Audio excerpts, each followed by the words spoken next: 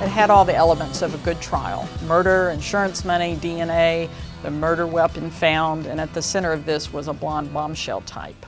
There was more interest expressed in this trial than any in the last that I can remember in the longest time. Seems like everyone was either reading the newspaper at the courthouse or going online trying to find out what the latest update was. Technically, it couldn't have been a more perfect trial either.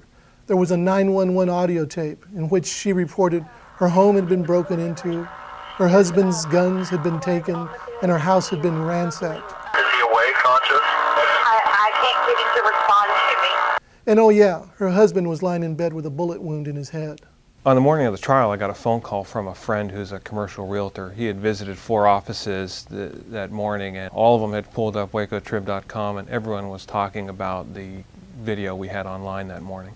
Single copy sales were up year over year 14% on verdict day. They were up 18% on sentencing. Before all was over, Darlene Gentry brought us 165,000 page views and nearly 38,000 unique visitors. We had spent a year going through some massive change, and at that moment I knew the angst that we had gone through was all worth it. We kicked ass that day. The concept of a 24-hour newsroom, a concept that we had been drumming into our staff for more than a year, suddenly became clear. I don't know if you'd call this a strength or a weakness, but I didn't come to my job as publisher from the newsroom side. So when I started to look at problems and how we did things in our processes in the newsroom, I didn't have the traditional paradigms that others might have carried into my job. So we were able to look at things fresh. I don't think what we were doing was the success that it had once seemed to be.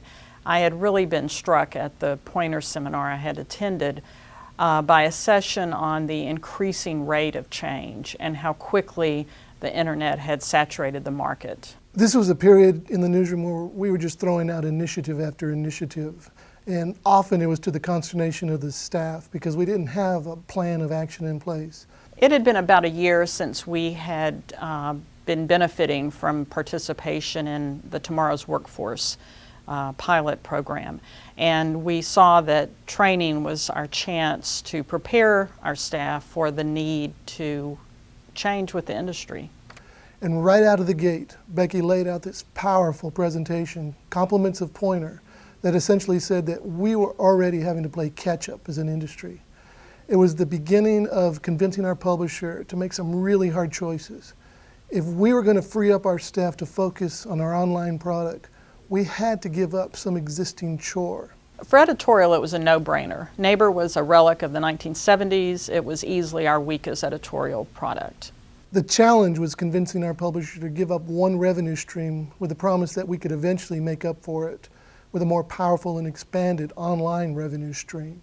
Admittedly, much of our focus had still been on the print product, but with the death of Neighbor, suddenly we had 3 FTEs freed up, including an editor who could focus on the web full-time. And then one day, Becky must have had Cheerios for breakfast because she came in to a morning planning meeting inspired and began asking some really hard questions.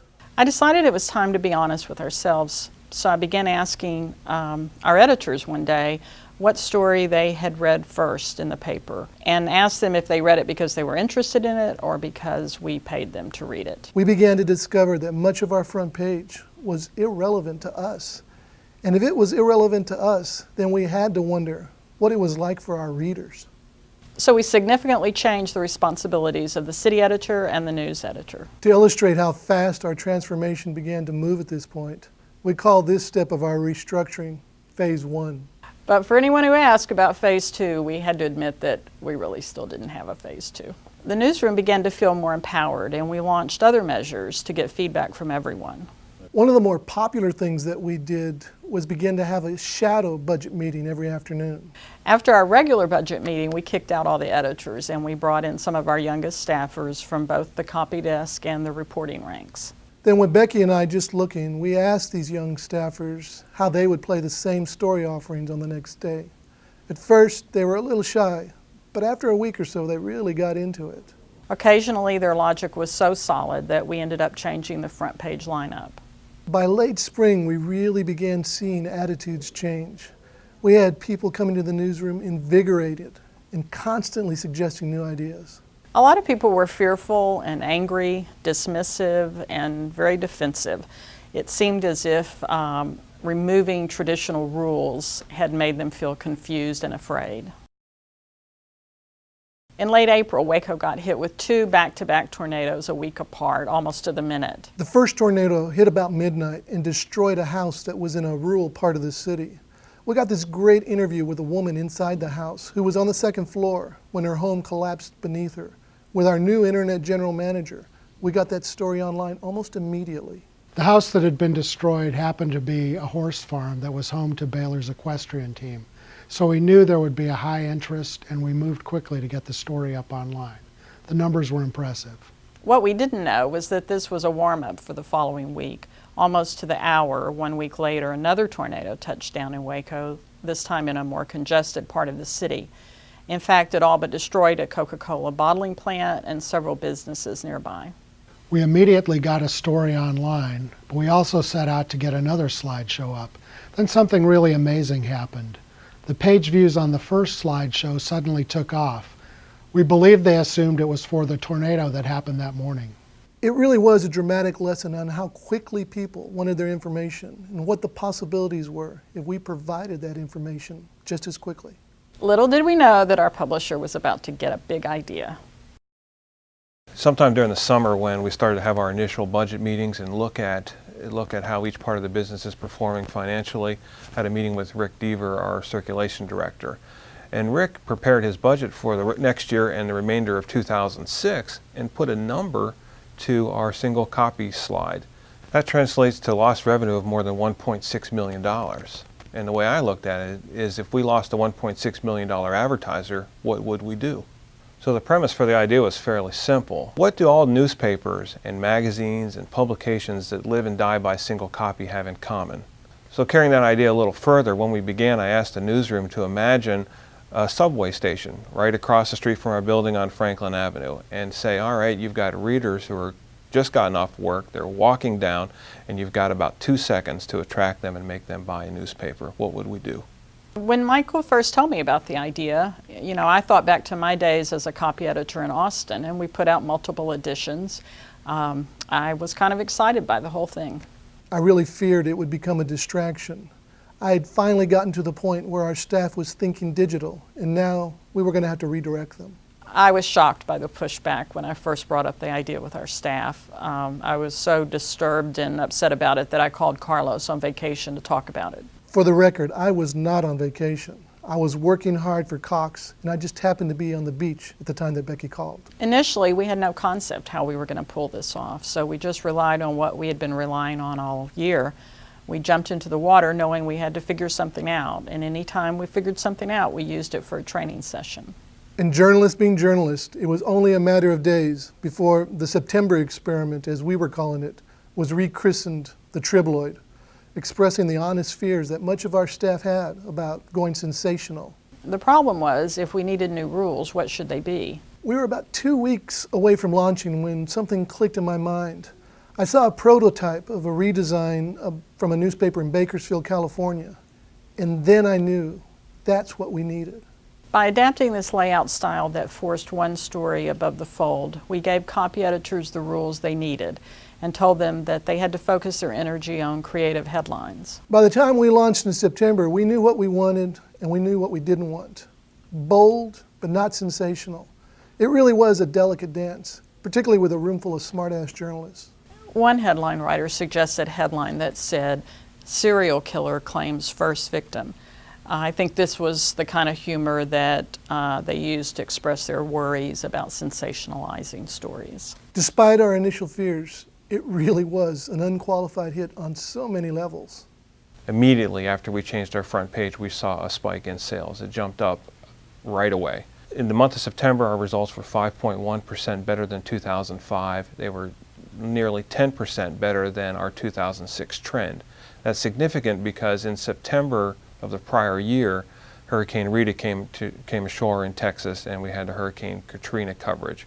Waco was home to 30,000 refugees who were in our market, and you have to guess that presumably some of those people bought newspapers during that time. So we expanded the idea to home delivery as well. In October, we were 8% above 2005 figures, and 12.9% over the trend line. And we ended the year nearly 6.5% above 2005 figures and 11.25% above our trend line. But other important things were beginning to happen as well. Our journalism was getting better. The exercise also provoked some really wonderful ethical debates. Early on, when the crocodile hunter Steve Irwin died, a wonderful Wire story came out revealing that his death had been captured on video, and it explored the ethics of that video getting out. When we decided to make this story the cover, we wrestled with the headline. I remember one copy editor half joking about how a traditional headline would read, "Ethics of Video Debated." But we decided to be in your face with our headline and get to the heart of the question raised by the story. The result was a headline asking, "Do you want to watch this man die?" Then we held our breath, and we were shocked to later learn that this was one of the biggest sellers under our new format, selling more than 18% more copies than the year before. By doing our front page this way, we give time-starved readers at least one thing that they can take away from the paper on any given day that they can talk to their friends about. And then we've proven our value, if that's true. Perhaps one of the best parts of the Tribloid is that it kept us tied up with the print product and prevented us from constantly meddling with the online product. Maybe that's why the numbers on our website shot up about the same time that our single copy sales took off. It was an amazing correlation. All year long, without any kind of dedicated online staff, our page views were bumping up about 17% a month compared with 2005. The first month that we had a full-time staffer dedicated to the web, our page views shot up 108%. And for the rest of the year, we averaged year-over-year increases of about 141%. Even better was the content that we were coming up with online. We were producing slideshows at virtually every event we could think of. Some months our reprints were selling 1,000% above our projections. And then there was Kate at the Gate. It was this wonderful feature that the staff dreamed up as they were brainstorming about how to complement the sports tool. Essentially, Friday Night Football was not only a sporting event but a cultural event, and Kate at the Gate got to the heart of that culture. Earlier this year, we finally got a chance to look up and reflect at a retreat about where we came from and where we still must go.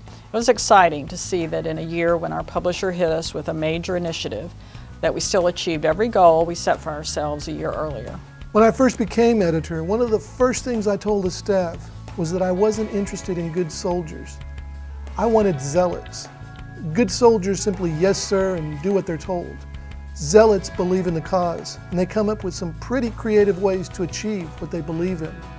I believe we now had a newsroom full of zealots. I think the reason why all this aligned, both print and online, is because it enabled us to focus on what we do best, and that is telling the compelling story, telling the best local story, telling people what they didn't hear on their cell phone, on their radio, on their way to work this morning, gave them something they didn't have. And that's what we're best at, and that's what Yahoo or anyone else in the marketplace cannot do.